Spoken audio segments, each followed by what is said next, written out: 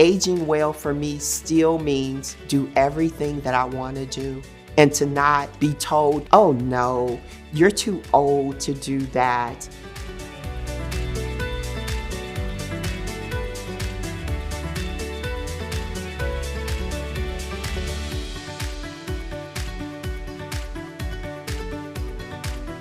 When you go out and people look at you and they know you're of a certain age, they want to discount your contribution.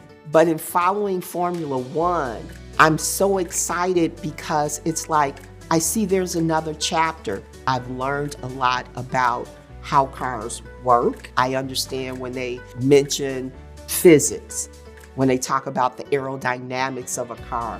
I've been involved in community service and volunteering all my life, and I want my community to thrive.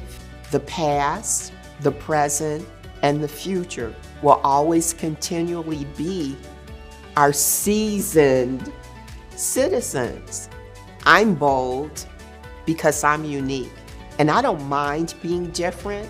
Sometimes people become uncomfortable when they're the only female in the room. I can be the only African American in the room.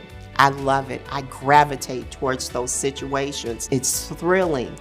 It's who I am. It's who I've grown to be, and that story isn't over.